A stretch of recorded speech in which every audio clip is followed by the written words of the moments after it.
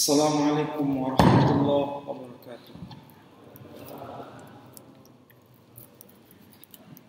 Alhamdulillah rabbil alamin. Alhamdulillahilladzi arsala rasulahu bil huda wa dinil haqq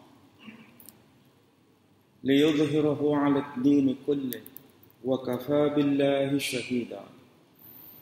Ashhadu an la ilaha illallah wahdahu la syarika lah wa ashhadu anna Muhammadan abduhu wa rasuluh la nabiyya ba'dah. Qala Allah Ta'ala fil Qur'anil Aziz, a'udzu billahi minasy syaithanir rajim. Bismillahirrahmanirrahim. Huwa alladhi ba'atha fil ummiyina rasula. Huwa alladhi ba'atha fil ummiyina rasulan minhum yatlu 'alaihim ayatihi wa yuzakkihim wa yu'allimuhumul kitaba wal hikmah wa in kanu min qablu lafi dhalalin mubin. Al-ayat, sadaqallahul azim. Saudara-saudara, Bapak Ibu sekalian yang saya hormati, alhamdulillah pada pagi ini kita bisa bersama-sama menunaikan sholat subuh berjamaah dan sekaligus kita lanjutkan kajian kita dalam rangka thalabul ilm. Mudah-mudahan kebersamaan kita semua mendapat maghfirah dan rahmah dari Allah Subhanahu wa Ta'ala. Bapak Ibu sekalian, kita akan mencoba memahami ayat yang termaktub dalam surah Al-Jum'ah, surah urutan ke-62. Tadi saya bacakan ayat pada urutan nomor 2. Jadi 6, 2, 2 supaya gampang dipahami. Bapak Ibu yang saya hormati, ayat 2 dari surah Al-Jum'ah ini sebenarnya memiliki redaksi, memiliki susunan kata yang ada kemiripan dengan surah Al-Baqarah, surah yang kedua ayat ke-129. Tema yang dibahas sebenarnya temanya sama, tetapi ada pesan yang membuktikan ada kronologis yang berbeda. Kalau kita lihat di surah Al-Jum'ah, surah yang ke-62 ayat yang kedua, kalau diterjemahkan secara harfiah bermakna huwallazi, dialah Allah yang ba'atha, telah mengutus. Jadi kalau dalam bahasa Arabnya bermakna ba'atha itu telah mengutus. Jadi person yang dimaksud itu sudah datang. Huwallazi ba'atha, dialah Allah yang telah mengutus fil ummiyina rasulah, di antara orang-orang yang ummi seorang rasul. Maksudnya Allah Subhanahu wa Ta'ala telah mengutus seorang rasul yang berasal dari kalangan orang-orang yang ummi. Bahkan ditegaskan minhum, dari kalangan mereka. Yatlu alaihim, yang membacakan kepada mereka ayatihi, ayat-ayatnya. Wa yuzakkihim, dan sang rasul itu menyucikan jiwa mereka. Wa yu'allimuhumul kitaba wal hikmah, dan sang rasul itu mengajarkan. Jadi kalau seorang pengajar dalam bahasa Arab disebut muallim. Jadi seorang muallim itu yang mengajarkan sesuatu. Wa yu'allimuhumul kitaba wal hikmah. Dan dia akan mengajarkan kepada mereka Alkitab dan Al-Hikmah. Wa in kanu min qablu lafi dhalalin mubin. Dan kalian dan mereka semua itu pada awalnya, sebelumnya, benar-benar berada dalam kesesatan yang nyata.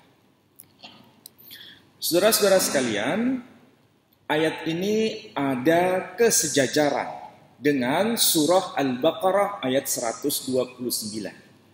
Hanya saja, kalau di surah Al-Jum'ah menggunakan kata ba'atha, telah mengutus, sementara di surah Al-Baqarah ayat 129 tidak menggunakan ungkapan ba'atha, tapi menggunakan ungkapan waba'ath. Kalau diartikan secara sederhana, utuslah.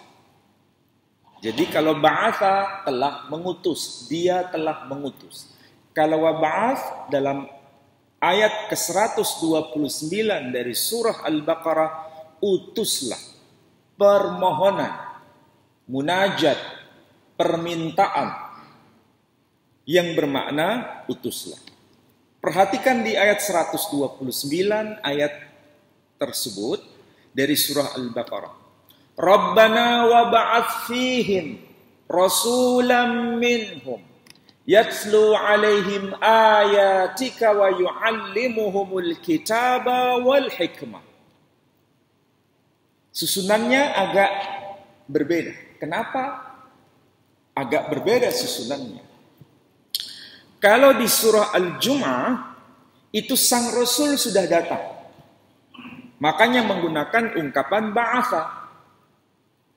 Kemudian perhatikan itu, wa yu'allimuhumul kitaba wal hikmah, diletakkan di belakang, karena memang Rasulnya sudah datang. Sedangkan di surah Al-Baqarah ayat 129, wa yu'allimuhumul kitaba wal hikmah, diletakkan di depan karena Rasulnya belum datang. Ini adalah redaksi yang menunjukkan kronologi yang berbeda, tetapi pribadi yang dimaksud itu sama.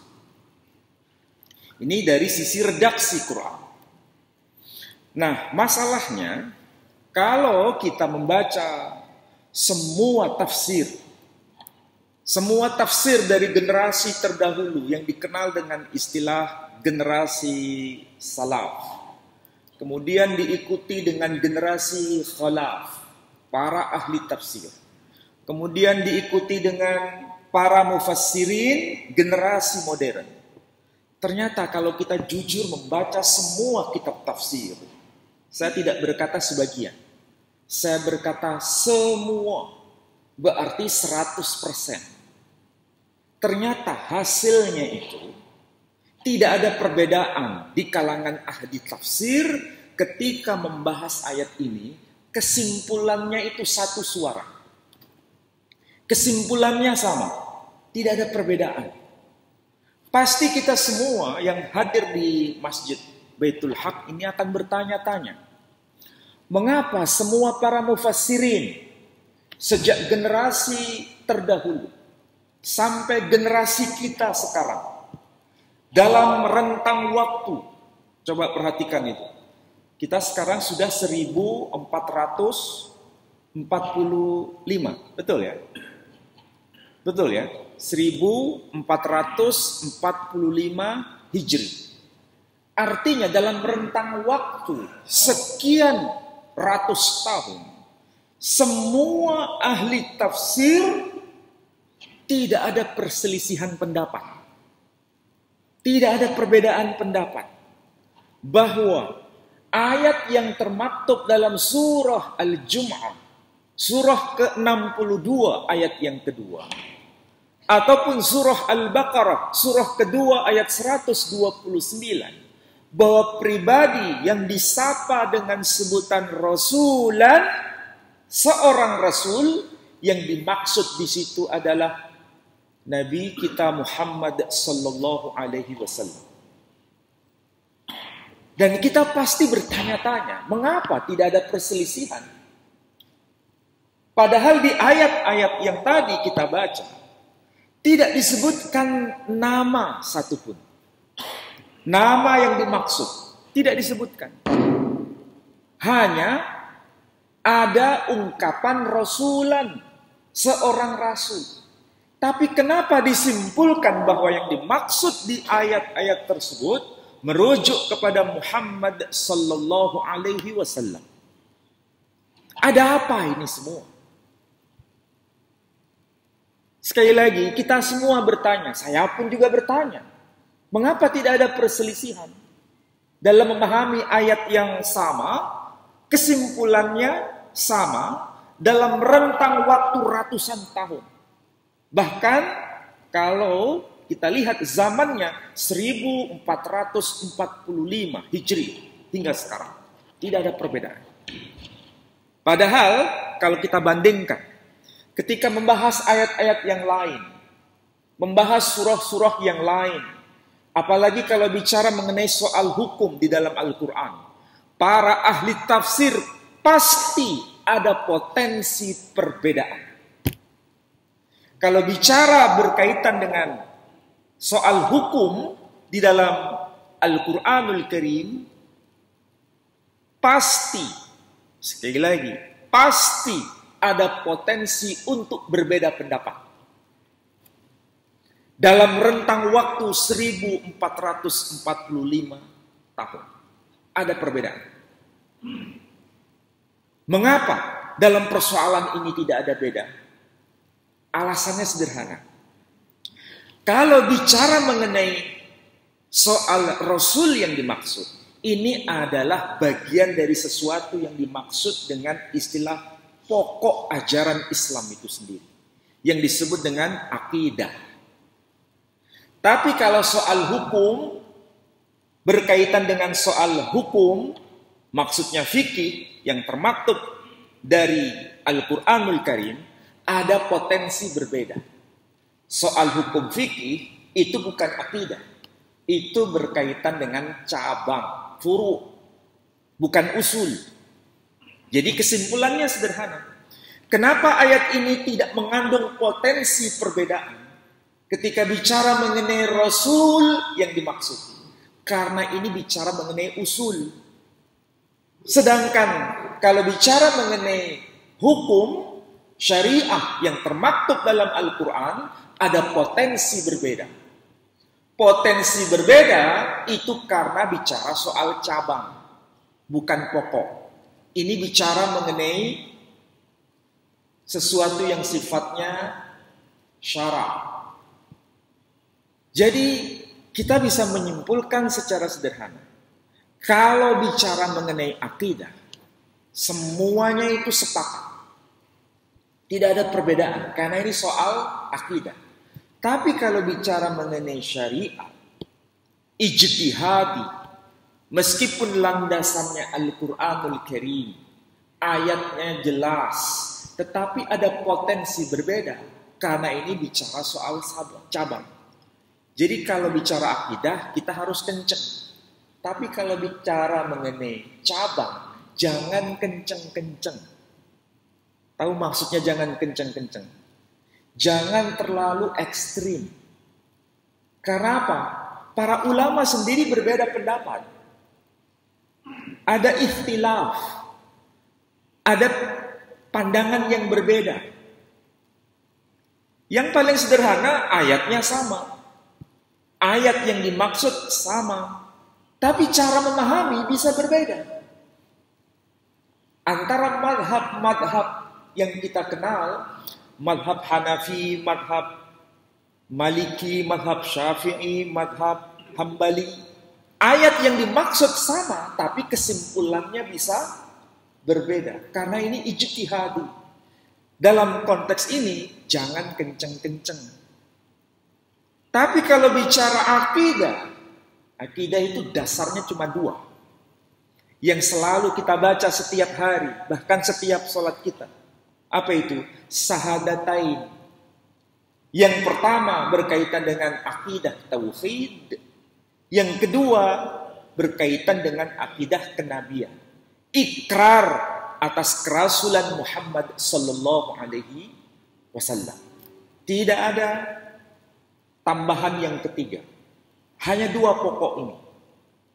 Itulah sebabnya kembali. Kenapa Allah subhanahu wa ta'ala kalau bicara kepada kita melalui Al-Quran ini dipahami sama oleh seluruh para ahli tafsir. Karena ketika Allah bicara itu sistematik, jelas, tegas, tidak ada potensi untuk berbeda. Nah, coba kita perhatikan tuh. Di surah Al-Baqarah ayat 129 dikaitkan dengan ayat 128, dikaitkan dengan ayat 127. Bagaimana cara Allah subhanahu wa ta'ala berargumentasi supaya tidak ada peluang untuk berbeda berkaitan dengan akidah. Karena ini semua para hafiz pasti hafal Quran semua. Jadi coba perhatikan itu ayat. Ketika Allah bicara kepada kita, kalau diterjemahkan secara harfiah, di ayat 129, Rabbana, wahai Tuhan kami, wab'ath, utuslah, fihim, di kalangan mereka, rasulan, seorang rasul. Jelas hanya satu, bukan dua, bukan tiga, bukan lebih dari tiga, hanya satu. Rasulan, seorang rasul, minhum, dari kalangan mereka, yatlu alaihim, yang rasul itu akan membacakan kepada mereka ayatika, ayat-ayatmu, wa yu'allimuhumul kitab, dan dia akan mengajarkan Alkitab, wal hikmah, dan juga al-hikmah, wa yuzakkihim, dan sang rasul itu akan menyucikan jiwa mereka. Innaka, sesungguhnya engkau, anta, engkau sendiri, al-azizul hakim, yang maha perkasa lagi maha bijaksana. Pertanyaan, ada nggak disebutkan nama sang rasul di sini? Nama secara harfiah disebut di ayat ini? Tidak ada. Hanya disebut rasul saja. Tapi rasul ini berasal dari kalangan mereka. Siapa mereka yang dimaksud? Dalam bahasa Arab di sini diungkapkan dengan sebutan isim dhamir yang tegas. Fihim, minhum, yu'allimuhum, yuzakkihim. Jadi itu dhamirnya tegas, yang dimaknai mereka. Jadi sang rasul, satu orang rasul ini berasal dari kalangan mereka. Pertanyaannya berkembang, siapa yang dimaksud mereka? Jawabannya termaktub di ayat 128. Siapakah mereka itu?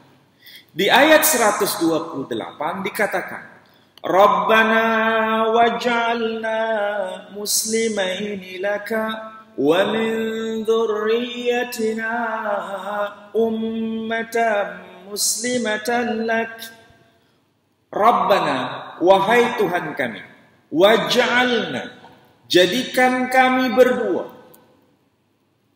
waj'alna muslimaini, jadikan kami muslimaini, dua orang yang benar-benar bertaslim, yang muslim laka kepadamu.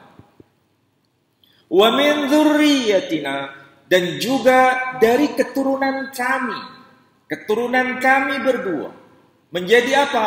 Ummatan muslimatan lak, sebagai satu ummah yang juga bertaslim kepadamu. Jadi yang dimaksud mereka itu adalah ummah, satu bangsa, satu ummah yang juga bertaslim kepada Allah subhanahu wa ta'ala. Ummah yang dimaksud ini adalah generasi masa depan. Kumpulan generasi masa depan. Dan kumpulan generasi masa depan yang diwakili dengan ungkapan ummah itu min dzurriyyatina, dari keturunan kami. Keturunan kami yang dimaksud itu siapa?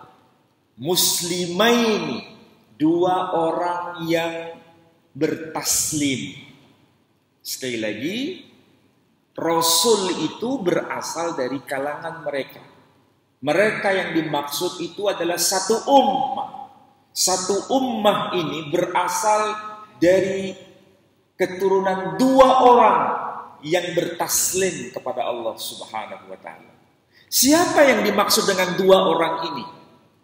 Dan Rasul itu berasal dari keturunan dua orang ini. Siapakah dua orang itu yang dimaksud? Dicantumkan di ayat sebelumnya, yakni ayat 127. Apa yang termaktub di ayat 127? Wa idh yarfa'u Ibrahimul qawa'ida minal baiti wa Ismail Rabbana taqabbal minna innaka antas samiul alim. Dan ingatlah tatkala Ibrahim menegakkan pondasi rumah Allah bersama sang putra yakni Ismail. Rabbana taqabbal minna, wahai ya Rabb, terimalah apa yang sudah kami lakukan ini. Innaka antas samiul alim, sesungguhnya engkau maha mendengar lagi maha mengetahui. Jadi dua orang yang dimaksud muslimaini, dua orang yang bertaslim, itu merujuk pada nama yang jelas-jelas tegas, yakni Ibrahim dan Ismail. Hanya merujuk pada dua orang ini.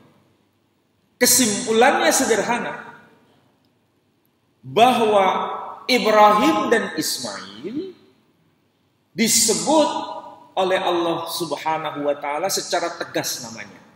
Dari dua orang ini nanti akan muncul min dzurriyyati, dari keturunan keduanya ini satu ummah.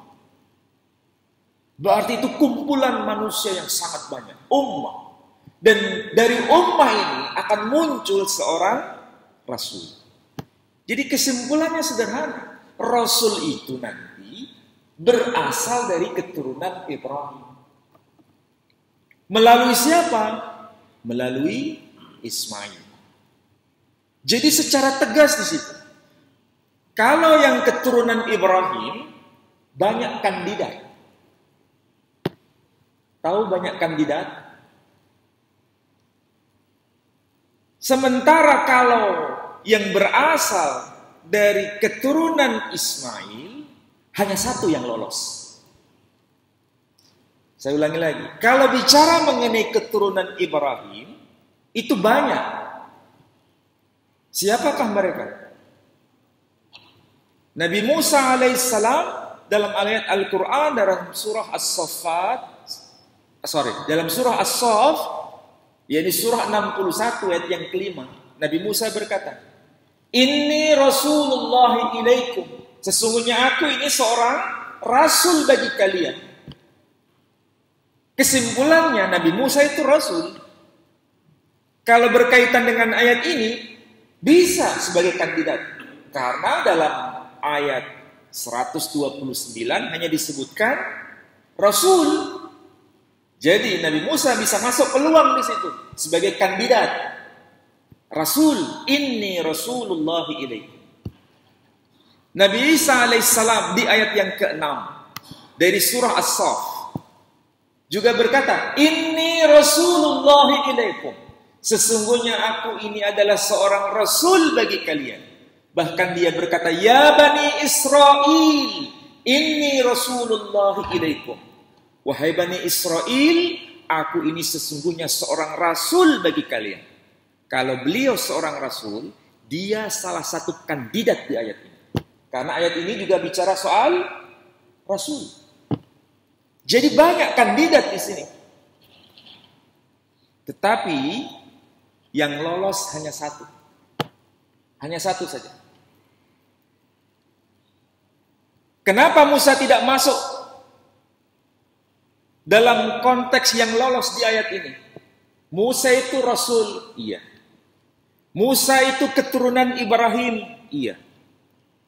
Tapi kita harus tahu, Musa itu keturunan dari Nabi Yakub. Yakub itu keturunan Ishak. Ishak keturunan Ibrahim.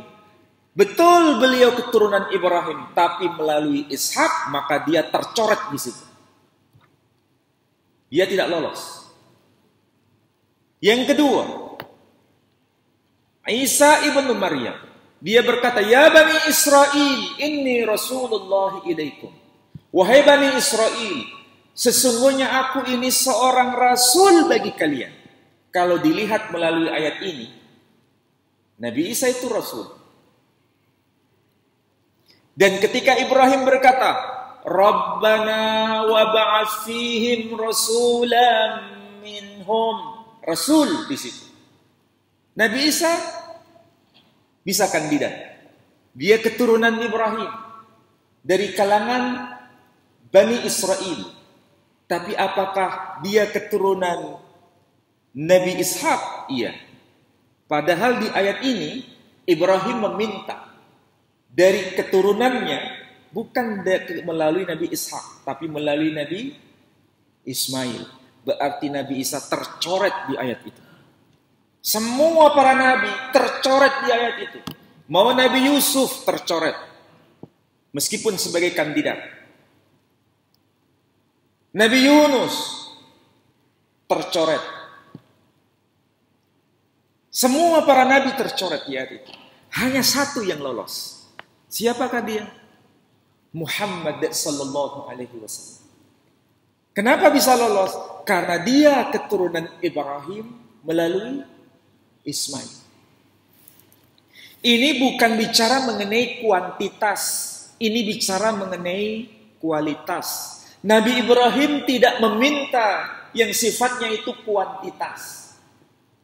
Tapi yang diminta oleh Nabi Ibrahim adalah yang kualitas.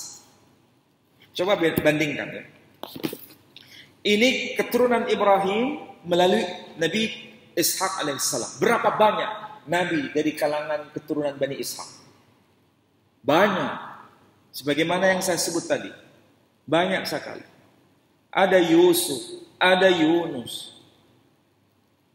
ada Isa, ada Musa, ada Zakaria, ada Yahya. Banyak. Semua itu dari Bani Ishak, keturunan dari Nabi Yakub bin Ishak. Banyak. Tapi dari kalangan Bani Ismail itu hanya satu, yakni Nabi Yuna Ismail alaihissalam. Hanya satu. Tapi apakah ini seimbang? Tidak seimbang. Yang keturunan Ishak banyak, tapi kuantitas. Tapi yang keturunan Ismail hanya satu orang ini, tapi kualitas. Pertanyaannya sekarang, apa yang menjadi pelajaran bagi kita? Pelajaran bagi kita adalah kita harus mendahulukan kualitas dibanding kuantitas. Makanya yang minta Ibrahim dan permintaan ini tidak pernah se-eksklusif permintaan dalam konteks Bani Ismail. Bani Ishak tidak ada dalam konteks permintaan seperti ini. Tapi ketika bicara Ismail, Nabi Ibrahim sangat benar-benar tegas. Rabbana wa ba'ats fihim rasulan minhum. Jelas sekali. Ini jangan dikait-kaitkan hal yang lain ya. Ini bahasa Quran yang jelas-jelas tegas. Inilah yang dimaksud dalam konteks bagaimana Allah Subhanahu wa taala berargumentasi. Argumentasinya itu tidak membuat potensi untuk dimanipulasi. Karena argumentasi Allah Subhanahu wa taala jelas. Harus keturunan Ibrahim melalui Ismail. Harus melalui dua pintu. Apakah keturunan Ibrahim Oke. Tapi itu baru pintu pertama. Pintu kedua, apakah melalui keturunan Ibrahim melalui Ismail? Kalau tidak masuk melalui pintu itu, tidak bisa. Dan itu hanya satu orang. Makanya yang dikatakan di sini hanya rasulan, satu orang ini. Ini permintaan yang Allah Subhanahu wa taala abadikan di dalam Al-Qur'an, yang sebenarnya ini pelajaran untuk kita. Supaya kita ini menjadi ummah jangan sekedar kuantitas, tapi menjadi kualitas. Karena kita ini bagian dari Rasul yang konteksnya kualitas, bukan kuantitas. Kalau kuantitas tidak penting. Kualitas itu yang justru penting. Itulah yang diminta oleh Ibrahim. Maka tidak sia-sia bila kita selalu menyebut nama beliau dalam sholat kita ini. Nah, itulah sebabnya apa yang saya katakan ini juga dinyatakan dalam kumpulan kitab-kitab tafsir. Jadi sebenarnya tafsir itu banyak, kemudian dikumpulkan, dan kumpulan itu dikompilasi oleh seorang syekh yang bernama, syekhnya adalah Syekh Shalih bin Abdul Aziz bin Muhammad. Beliau menulis sebuah kitab yang hanya 1 jilid saja. Tapi penjelasan beliau itu menarik. Tidak berbeda dengan apa yang saya sampaikan tadi. Apa yang beliau tulis di sini ketika membahas ayat 129. Dalam kitab Tafsir Al-Muyassar. Beliau berkata, Rabbana wab'ath fi hadhil ummah rasulam min dzurriyyati Ismail. Jadi yang dikatakan di sini, Rabbana, wahai Tuhan kami, wab'ath, utuslah fi hadhil ummah, di kalangan ummah ini, rasulan, seorang rasul min dzurriyyati Ismail, dari kalangan keturunan Ismail. Jadi apa yang saya katakan tadi itu memang tidak bertolak belakang dengan siapapun ahli tafsir. Kenapa? Karena ini bicara akidah. Ini bicara yang pokok, bukan bicara yang cabang. Sekali lagi, kalau cabang nggak perlu diperbesar. Makanya kalau bicara cabang, misalnya cara meletakkan tangan saja bisa berbeda-beda hadisnya. Karena Quran tidak menjelaskan detail. Allahu Akbar, ada yang di atas sini, ya. Allahu Akbar, ada yang di atas pusar. Allahu Akbar, ada yang di bawah pusar. Cara meletakkan tangan itu. Kenapa bisa berbeda? Karena itu cabang. Kalau cabang nggak perlu ribut. Kalau cabang nggak perlu merasa mana yang paling benar. Mau diletakkan di sini, ada hadisnya. Mau diletakkan di atas pusar, ada hadisnya. Mau diletakkan di bawah pusar, ada hadisnya. Allahu Akbar, mau lurus tanpa melipat tangan, juga ada hadisnya. Saya waktu di Maroko, semua kalau di Maroko orang sholatnya itu ya lurus saja, nggak pakai dilipat tangannya. Kenapa? Madhabnya Maliki. Jadi mau Maroko, Aljazair, Tunisia, Libya, Mauritania, Sudan, madhabnya Maliki. Maka cara meletakkan lurus, Allahu Akbar, lurus, tidak dilipat. Tapi kalau ada orang sholatnya begini, Allahu Akbar diletakkan di pinggang begini. Kira-kira benar atau salah? Ya nggak benar. Kenapa? Karena nggak ada hadisnya. Yang penting ada hadisnya, dan itu para ulama sudah membahas. Yang penting ada dalilnya. Ya, tapi jangan kenceng-kenceng. Kalau kenceng-kenceng, terlalu kenceng membuat potensi untuk apa? Terjadi perselisihan. Tapi kalau masalah akidah, Allah Subhanahu wa taala kenceng bicaranya. Apalagi berkaitan dengan kenabian ini, gak bisa ditoleransi, kenceng. Makanya gak berbeda di antara para ahli tafsir. Tapi kalau cabang, banyak berbeda. Ini pelajaran untuk kita semua. Kalau bicara mengenai usul yang pokok harus kenceng. Tapi kalau bicara mengenai yang cabang harus apa? Jangan kenceng-kenceng. Mudah-mudahan jamaah di sini kalau bicara mengenai yang cabang nggak usah kenceng-kenceng. Yang penting ada dalilnya. Itu saja. Resepnya sederhana. Oke? Makanya kalau kita lihat ada sebagian saudara kita dalam masalah cabang itu kenceng, ini berarti nggak ngerti Al-Quran sebenarnya. Nggak ngerti bagaimana para ulama memberikan rambu-rambu. Rambu-rambunya jelas. Oke? Nah, kembali ke pembahasan ayat ini. Rasulam min dzurriyyati Ismail. Jadi itu harus dari keturunan Ismail. Yatslu alaihim ayatika. Yang akan membacakan Rasul itu kepada mereka. Apa? Ayat-ayatnya Allah subhanahu wa ta'ala. Wa yu'allimuhumul Qur'an was sunnah. Dan sang Rasul itu akan mengajarkan Al-Quran dan As-Sunnah. Pertanyaannya, siapa Rasul yang mengajarkan Al-Quran? Nabi Musa? Bukan. Nabi Isa? Bukan. Nabi Yunus? Bukan. Nabi Yusuf? Bukan. Semua bukan. Yang mengajarkan Al-Quran pasti Nabi Muhammad sallallahu alaihi wasallam. Inilah kesimpulannya. Jadi kalau bicara pokok, itu pasti suara para ulama itu satu. Tapi kalau bicara cabang, suara para ulama beragam. Oke? Dengan cara seperti ini, kita arif hidup ini tidak cari masalah, tapi hidup ini cari ukhuwah. Sekali lagi, kalau bicara yang pokok, kenceng.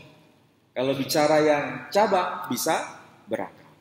Mudah-mudahan yang saya sampaikan ini sederhana, tapi bisa menjadi inspirasi bagi kita bagaimana cara beragama yang benar sesuai dengan apa yang diajarkan para ulama generasi salaf, generasi khalaf, bahkan generasi kita sekarang. Ya, mudah-mudahan bermanfaat bagi saudara-saudara, Bapak Ibu sekalian. Baik, ada yang mau tanya? Nah, kalau nggak ada yang tanya berarti sudah paham semua. Yang penting apa? Aplikasi dalam hidup, supaya kita ini menjadi ummah yang berkah, sebagaimana yang diimpikan oleh Allah, oleh para nabi dan nabi kita Muhammad sallallahu alaihi wasallam sebagai ummah yang betul-betul menjadi teladan bagi siapapun. Saya kira demikian. Saya akhiri dengan doa penutup majelis. Subhanakallahumma wa bihamdika asyhadu an la ilaha illa anta astaghfiruka wa atubu. Assalamualaikum warahmatullahi wabarakatuh.